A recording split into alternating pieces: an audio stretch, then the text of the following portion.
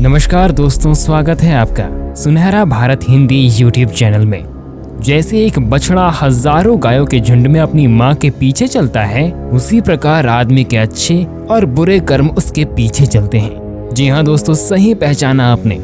ऐसे विचारों के प्रणेता महापंडित चाणक्य का जन्म बौद्ध धर्म के अनुसार लगभग 400 ईसा पूर्व तक्षशिला के कुटिल नामक एक ब्राह्मण वंश में हुआ था। चाणक्य भारतीय इतिहास के सबसे महान दार्शनिक, सलाहकार और शिक्षकों में से एक थे।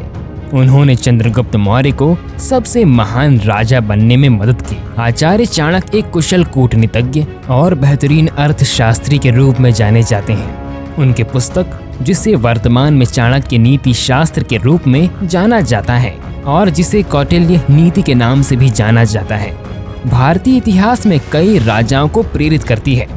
आचार्य चाणक्य के द्वारा बताई गई कई बातें आज के समय में भी प्रासंगिक हैं।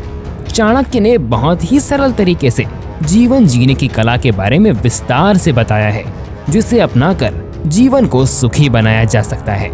आचार्य चाणक्य, जो कि विष्णुगुप्त और कौटिल्य के नाम से भी विख्यात हैं, एक महान विद्वान थे, जिनकी नीतियों पर चलकर कई साम्राज्य स्थापित हुए।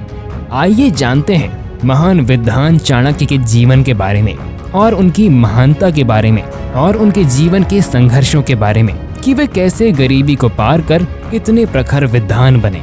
वीडियो अच्छा लगे तो वीडियो को लाइक, शेयर और चैनल को सब्सक्राइब करके बेल आइकन को प्रेस करना मत भूलिएगा।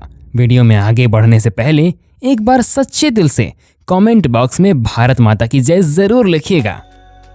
चाणक्य का जन्म 375 ईसा पूर्व में तक्षशिला में एक गरीब ब्राह्मण परिवार में हुआ था। उनके पिता कनक हैं और उनकी माता चनेश्वरी हैं।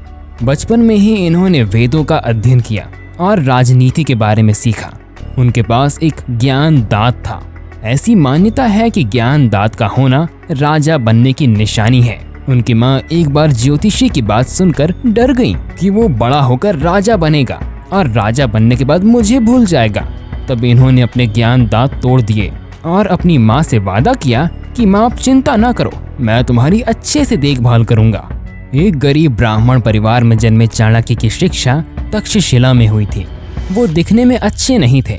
हर कोई उसके टूटे दांत, काले रंग और टेढ़ी टांगों का मजाक उड़ा रहा था। इसलिए उनकी आंखों में हमेशा क्रोध की ज्वाला बनी रहती थी।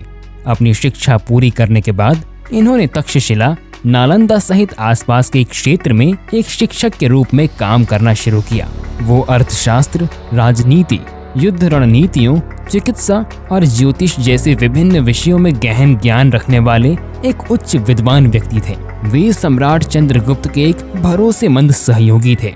सम्राट के सलाहकार के रूप में काम करते हुए उन्होंने चंद्रगुप्त को मगध क्षेत्र में पाटलिपुत्र में शक्तिशाली नंद वंश को उखाड़ फेंकने में मदद की और चंद्रगुप्त को नई शक्तियां प्राप्त करने में मदद की।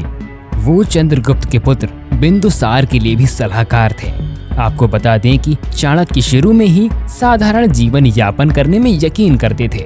उनके बारे में कहा जाता है कि महामंत्री का पद और राजसी ठाठ होते हुए भी इन्होंने मोह माया का फायदा कभी नहीं उठाया। कौटिल्य ने अपने जीवन में कई उतार चढ़ाव देखे। चाणक्य जिस समय तक्षशिला में प्राचार्य थे, उस समय उनके साथ ऐसी घटना घटी जिसने उनके जीवन को एक नया मोड़ दिया। ये घटना ऐसी थी कि इस समय भारत पर सिकंदर ने आक्रमण किया और कई छोटे राज्यों को हार माननी पड़ी थी।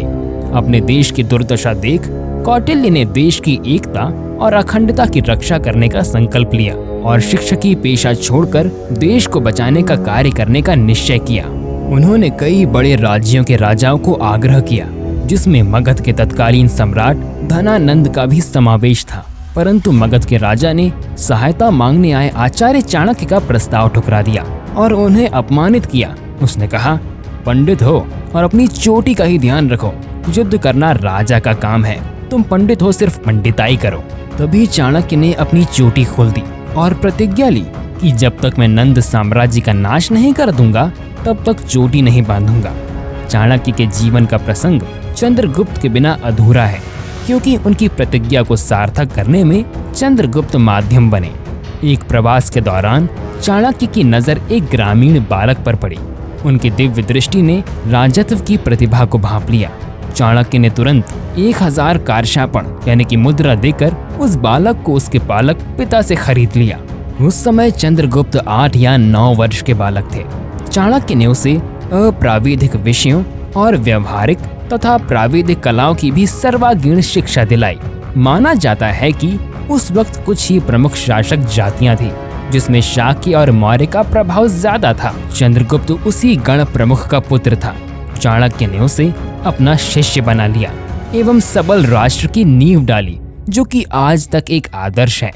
आपको बता दें कि आचार्य चाणक्य विलक्षण प्रतिभा से भरे एक बेहद बुद्धिमान और चतुर व्यक्ति थे।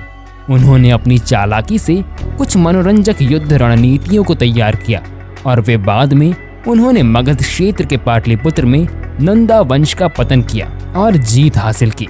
वहीं नंदा साम्राज्य के आखिरी शासक की हार के बाद नंदा साम्राज्य का पतन हो गया। इसके बाद उन्होंने चंद्रगुप्त मौर्य के साथ मिलकर एक नए साम्राज्य मौर्य साम्राज्य की स्थापना की।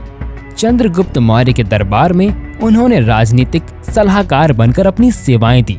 अनेक विषयों में जानकार और महान विद्वान चाणक्य ने भारतीय राजनैतिक ग्रंथ अर्थशास्त्र लिखा, जिसमें भारत की उस समय तक की आर्थिक, राजनीतिक और सामाजिक नीतियों की व्याख्या समेत अन्य महत्वपूर्ण विषयों की जानकारी दी गई है।